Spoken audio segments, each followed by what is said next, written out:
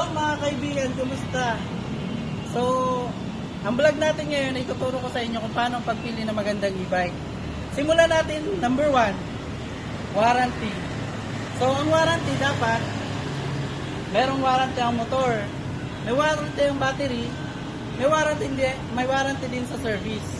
So, para pag nagka-problema ang e-bike nyo, madali nyo makukontak sino man ang seller nyo. So, sa motor dapat ang warranty 1 year. Sa battery dapat 6 months. So, sa service naman po, lifetime naman po ang warranty.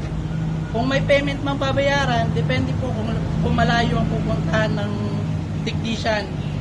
Ngayon, kung dadalhin sa shop, dapat free ang service nun. Bahala na kayo kung magpapamerienda kayo sa technician. So, pangalawa naman, dapat kompleto ang accessories.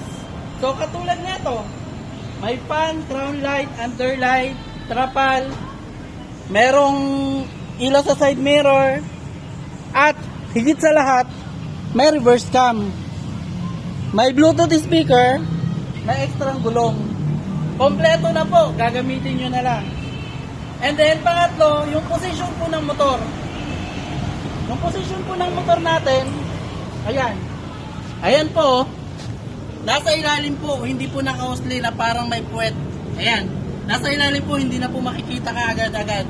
At yan po, hindi po yan tatama sa mga humps. Kahit malalim yung butas ng mga kanal-kanal, hindi po siya masisira. Hindi po tatama yung motor. Dapat po ganun ang posisyon ng e-bike nyo, ng 4 wheels nyo. And then, therefore naman, price. Huwag tayong sa sobrang mahal kasi hindi practical yon. Pag mura naman, kulang-kulang naman. So doon tayo sa sakto lang. Hindi overpriced, hindi lower price. So ito sa amin, 68,000 po. Wala na kayong ibang babayaran. Kung sa delivery naman po, pag malayo, yung pag-uusapan natin sa delivery. Pero yung e-bike po, 68,000, naka-fix po yun, wala na kayong ibang babayaran. Kung sa Manila naman po, nakalagay naman po sa ano namin, free delivery po. Manila area po. Then pag malapit po sa Metro Manila po, free po ang delivery namin. And then pag malapit sa shop namin ng mga probinsya, katulad ng Valenzuela, Manila pa rin naman yun. And then, katulad ng Bulacan, meron dyan mga medyo malapit-lapit sa amin, sa lugar namin, kasi nandito kami sa Quezon City. Pinifree namin ang delivery yung iba. Ngayon, kung talagang malayo, kailangan nilang magbayad ng delivery charge.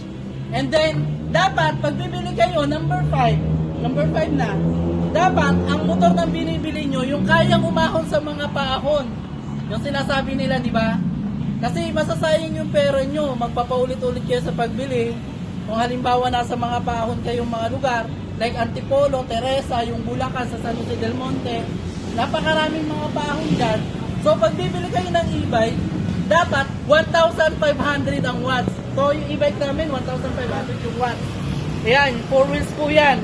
Pwede po ipakita dito sa loob, sir. Ayan, papakita po sa inyo na legit po na 1,500 watts ang aming motor. So, ayan po.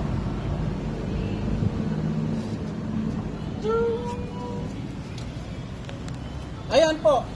So, ngayon, nalaman nyo na po paano ang kalagahan ng pagpili ng magandang e-bike at hindi kayo magsasayang ng pera pagdating ng araw. So, ayan lang po at maraming salamat. At malapit na nga po pala ang Christmas mga kaibigan. So, magtatanggap na kayo mga bonus, mga 13th month pay. So, yung iba sa inyo, naghahanap na ng e-bike, meron nang gustong bilhin. So, napakagandang investment po ngayon, yung masasakyan nyo. Dahil makakatipid kayo sa pamasahe, like, lalo na yung mga nakatira sa subdivision, di ba? So, tawagan nyo lang po ako sa 0951-788-3014. O kaya, i-google nyo lang po sa Facebook po namin, meron kami dyan sa Facebook namin, JD Super E-Bike, Taguig at saka JD Super E-Bike, Quezon City. Tapos Google Map nyo lang po, JD Super E-Bike, Taguig at saka JD Super E-Bike, Novaliches, Quezon City, Maine. Yon. At yan lang po, maraming salamat. Bye-bye. Shout out po pala kay Sir Oti kay Ma'am Monica, kay Sir RJ, kay Sir JB, kay Sir Darren, at saka kay Ma'am Janelle, yun. Kay Ma'am Roxanne.